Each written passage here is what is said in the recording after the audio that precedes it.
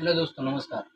चलिए आज जानते हैं एक बायोलॉजी का एक चैप्टर है जो कि रक्त से संबंधित है। तो आज रक्त के बारे में हम लोग जानते हैं कि रक्त के कौन-कौन से प्रमुख घटक हैं, रक्त किन चीज़ों से मिलकर बनता है, रक्त के क्या और भी कुछ घटक हैं, जैसे ग्रुप है, उनको भी जानेंगे हम लोग। एक ग्रुप, 4 ग्रुप है, उनको भी जानेंगे। तो चलिए चालू करते हैं हम।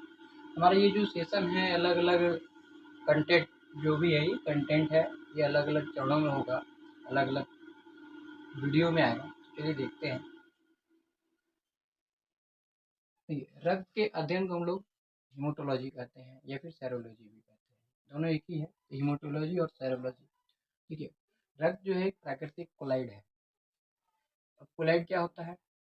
कोलाइड जैसे कि कोई भी तरल पदार्थ हो, उसमें कुछ भी मोटे पदार्थ हो जो छानने पर अलग हो जाए, और तरल पदार्थ जो एकदम पतला पदार्थ है जो नीचे चला जाता है, जैसे कि दूध है, ये सब कोलाइड पदार्थ है। उसी तरह हमारा रक्त भी है। तो ये समझने के लिए कोलाइड केमिस्ट्री में थोड़ा सा अलग से डिटेल्स हम लोग पढ़ लेंगे। तो संयोजी ऊतक है।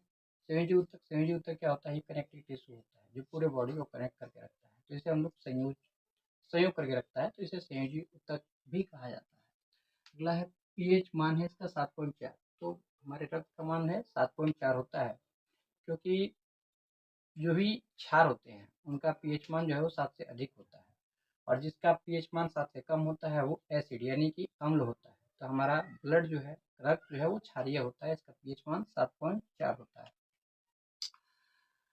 जैसे मेल में हमारा ब्लड जो है वो ब्लड थोड़ा अधिक होता है, 5.5 लीटर ब्लड होता है मेल में। तो मेल में, जबकि फीमेल में ब्लड की मात्रा जो होती है वो 5 लीटर होती है। ऐसा इसलिए होता है क्योंकि हीमोग्लोबिन की मात्रा जो है मेल में अधिक होती है। तो हीमोग्लोबिन के अधिक होने की वजह से मेल में ये ब्लड की मात्रा भी अधिक होती है। इसका निर्माण जो है ये भ्रूण, जब कोई बच्चा यानी कि पेट के अंदर होता है 9 महीने तक, उसे भ्रूण कहते हैं हम लोग। तो उसके अंदर जो रक्त का निर्माण है वो लीवर के अंदर होता है, उसके लीवर के अंदर होता है। और जैसे ही वो पेट के बाहर आता है तो उसके बॉडी में जो हड्डियाँ होती हैं, हड्डियों में मौजूद जो खोखला भाग होता है उसको बोन मैरो कहते हैं। और ब्लड का निर्माण जो है वो वयस्क के शरीर में, या फिर जो भी बच्चा धरती पर जन्म ले लिया, उसके बोन मैरो में उसका निर्माण होता है, रक्त का निर्माण। अगला है स्टोर। ये रक्त जो है हमारे बॉडी में कहाँ पर स्टोर होता है? तो रक्त जो है हमारे बॉडी में स्प्लीन यानी पीला में नियंत्रित होता है। पीला जो है हमारे पेट के यानी कि उदर के बाएं साइड में स्थित होता है, जिसको हम स्प्लीन या पीला भी कहते हैं। तो ये इसको हम लोग ब्लड बैंक भी कहते हैं, क्योंकि ये रक्त जो है ये ब्लड, सारा जितना भी रक्त है ये पीला में ही स्टोर होता है। और इसे ग्रेवयार्ड ग्रेवयार्ड इसलिए कहते हैं क्योंकि इसमें जो आरबीसी है, आरबीसी का जो मृत्यु है वो कब्रदाह स्प्लीन में ही होता है। तो इसलिए इसे हम लोग ग्रेवयार्ड यानी कि कब्रदाह भी कहा जाता है। कोलेस्ट्रॉल की मात्रा जो है ये ज़्यादातर चिकने पदार्थ खाने से, जैसे तलीय पदार्थ खाने से हो जाता है। तो चिकने पदार्थ आपने कभी देखा होगा किसी व्यक्ति के यहाँ पर जो है आंखों के नीचे यहाँ पर थोड़ा सा हल्का सा सूजन टाइप का हो जाता है, तो कोलेस्ट्रॉल की वजह से होता है। कोलेस्ट्रॉल ज़्यादातर चिकना पदार्थ खाने से, यूज करने से होता है। और इसका जो मान होता है ये 200 ग्राम प्रति डेसीलीटर होता है। कोलेस्ट्रॉल का लेवल, हीमोग्लोबिन जो है ये रक्त का ही एक भाग है, जिसकी वजह से रक्त का रंग जो है लाल होता है। तो हीमोग्लोबिन की मात्रा भी मेल में 14 ग्राम प्रति डेसीलीटर होती है, जबकि फीमेल में 13 ग्राम प्रति डेसीलीटर होती है। इसमें भी 1 लीटर का डिफरेंस है मेल और फीमेल में। सबसे पहले जो है विलियम हार्वे जी ने रक्त परिसंचरण के बारे में बताया था कि रक्त परिसंचरण तंत्र यानी कि रक्त का संचार हमारे शरीर में, पूरे शरीर में होता है। तो इसको सबसे पहले किसने बताया? तो विलियम हार्वे जी ने बताया था।